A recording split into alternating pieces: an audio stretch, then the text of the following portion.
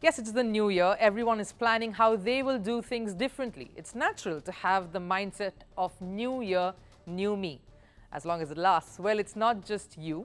There's also new year, new Nadal. That's right, Rafael Nadal will be back on the court tomorrow. He will face a stiff challenge in Dominic Theim in the first round at the Brisbane International ATP tournament. And it is a match that everyone has been waiting for.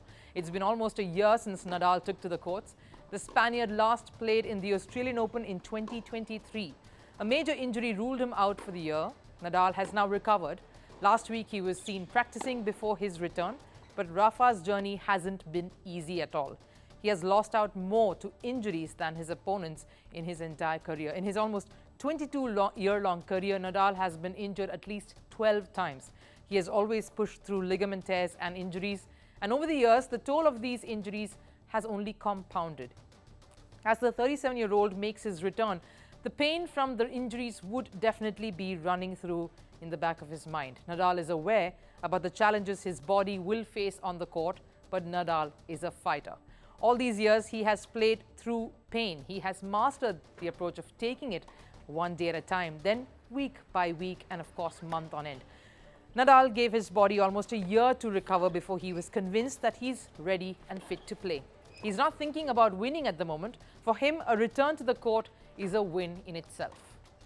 I am feeling good, I can't complain. I feel much better today than what I expected 1 month ago. So for me, it's impossible to think about winning tournaments today. But what's really possible is to think to enjoy the comeback to the course. No, I don't expect much, honestly. The only thing that I expect is be able to go on court, to feel myself competitive and to give my best, and then it's going to be a tough process at the beginning. At the end, it's 1 year without being on the tennis courts, and it's not that I have been practicing in a very good intensity for the last 6 months. No, I just have been practicing for the last month in a very good intensity. Nadal is trying his best to stretch out another year. The amount of injuries that he's had to suffer would have mentally defeated most players. But this is Rafael Nadal.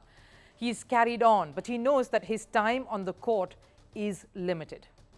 Know if my body will allow me to be competitive. I mean, not in a way to win the most important events, but the way that makes me happy, feel myself competitive to go on court and to feel that I can compete against anyone. No, doesn't matter at the end of the day if I win or not. But if I have that feelings, you never know what's my approach, because at the end I went through a lot to be back on a tennis court.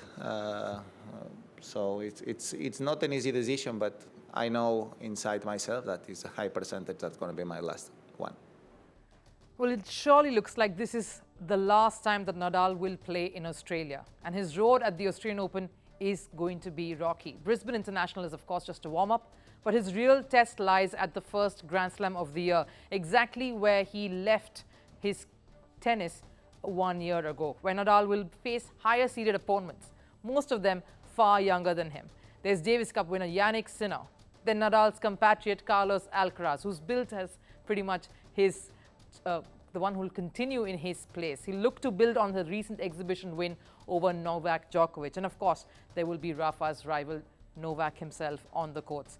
Djokovic has not slowed down even a bit. He looks in peak form and outperformed all of the younger talent last year. Nadal is going to be up against all of these players who are charging for the top spot. These are players who are energetic, feisty, and a reminder of how Rafael Nadal himself used to be when he first burst onto the scene decades ago.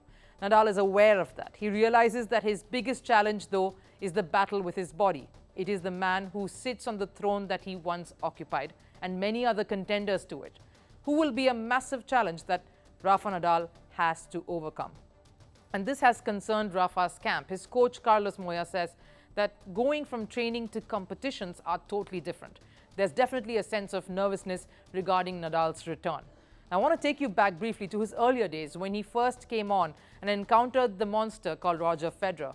That Swiss legend was practically unbeatable back then, and Rafa found a way to beat him.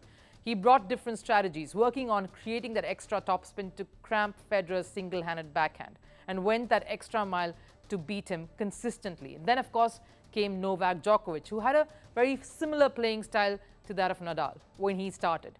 And somehow Rafael Nadal found a way around him too, by adding that extra dimension of net play to his game. He's always adapted to the changing times to continue being on top of the game, continue being on top of the sport, something that Novak Djokovic is now doing right and with superb execution. But this time it's different for Rafa. It's not going to be easy. A year has passed since he's played competitive tennis, and a lot has changed during that time. Superstars on the cusp of brilliance have taken center stage. Rafael Nadal has to find a way around all of them. And at a time when age is certainly not on his side, and nor is his body. Is a glorious run going to witness a mixed comeback of sorts? The king of clay court has given the sport some of the most glorious moments. It's great to see him back, even if we are prepared that it might only be for a short time. But the Nadal fan is extremely hopeful that he has once again drawn on his past and his skills and muscle memory to unleash yet another layer and level to the genius that a lot of us know him to be.